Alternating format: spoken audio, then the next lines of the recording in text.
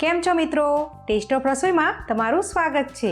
ઉનાળાની ગરમીમાં ઠંડી ઠંડી છાશ પીવાની બધાને ખૂબ જ મજા આવે છે ને વળી છાશ સાથે જો છાશનો ચટાકેદાર મસાલો મળી જાય તો છાશનો સ્વાદ અમૃત કરતાં પણ વધી જાય છે। તો આજે આપણે આવો જ છાશનો ટેસ્ટી મસાલો ઘરે તૈયાર કરીશું। તો ચાલો રેસીપી શરૂ કરીએ। છાશનો મસાલો બનાવવા માટે મેં અહીં 1 કપ જેટલું જીરું લીધું છે, સાથે 1 કપ સૂકા ધાણા લીધા છે। તમે 1 કપ ધાણા સાથે અડધો કપ જીરું પણ લઈ શકો છો। સાથે 1 મોટી ચમચી જેટલા મરી, 1 મોટી ચમચી જેટલો અજમો, 1 મોટી ચમચી જેટલી વરિયાળી, 1.5 ઇંચ જેટલો તજનો ટુકડો, 5 નંગ જેટલા લવિંગ અને 5 નંગ જેટલા અહીં મેં આંબોળિયા લીધા છે, જેને આપણે તેમાં એડ કરી દઈશું। ઘણી જગ્યાએ આંબોળિયાને ખાટ્યા પણ કહેતા હોય છે। આ આંબોળિયા મેં કાચી કેરીમાંથી ઘરે જ બનાવેલા છે। જો તમારી જોડે આંબોળિયા ના હોય તો તેને સ્કીપ પણ કરી શકો છો અને તેમાં 2 ચમચી જેટલો આમચૂર પાવડર પણ ઉમેરી શકો છો।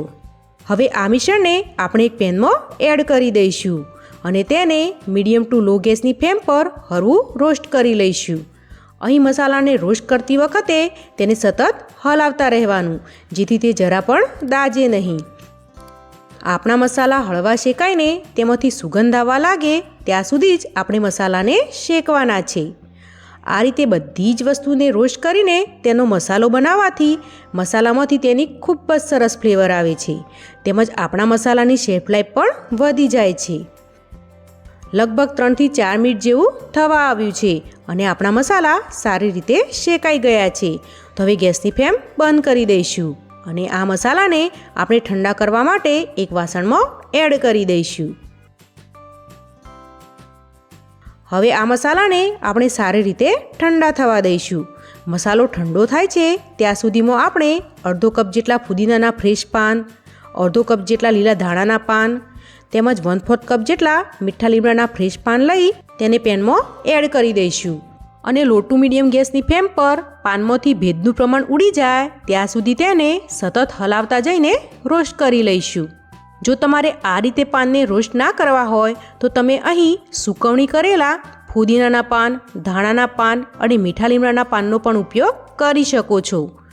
2 થી 3 મિનિટમાં જ પાન સારી રીતે ડ્રાય થઈ ગયા છે। તો હવે ગેસની ફ્લેમ બંધ કરી આ પાનને પણ આપણે ઠંડા કરવા માટે એક વાસણમાં એડ કરી દઈશું અને તેને 1 થી 2 મિનિટ માટે ઠંડા થવા દઈશું। 10 મિનિટ જેવું થવા આવ્યું છે ને આપણો મસાલો સારી રીતે ઠરી ગયો છે। તો હવે આ બધા જ મસાલાને મિક્સર જારમાં એડ કરી દઈશું।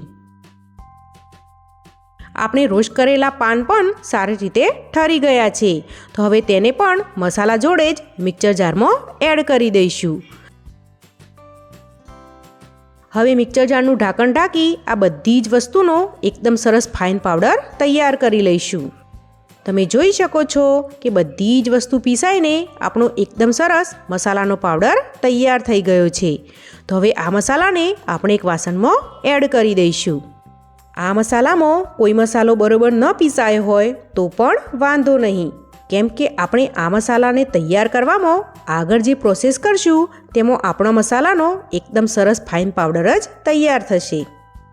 હવે આ મસાલામાં 1/4 કપ એટલે કે 5 ચમચી જેટલો સંચર પાવડર ઉમેરીશું, સાથે 3 મોટી ચમચી જેટલું એટલે કે સ્વાદ પ્રમાણે મીઠું ઉમેરીશું।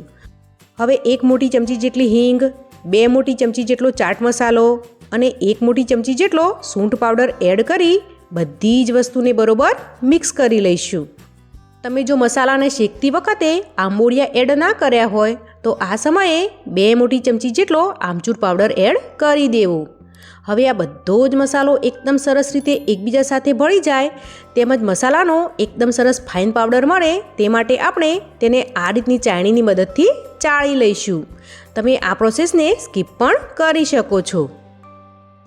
મેં અહીં મસાલાને ચાળવા ઝીણા કાણાવાળી ચાળણીનો ઉપયોગ કર્યો છે। તમે જોઈ શકો છો કે આપણા મસાલામાંથી આ રીતનો અધકચરો પીસાયેલો ભાગ અલગ થઈ ગયો છે। આ રીતના મિશ્રણને એકવાર મિક્સર જારમાં એડ કરી તેનો સ્મૂથ અને ફાઇન પાવડર તૈયાર કરી આ મસાલા જોડે મિક્સ કરી લેવું।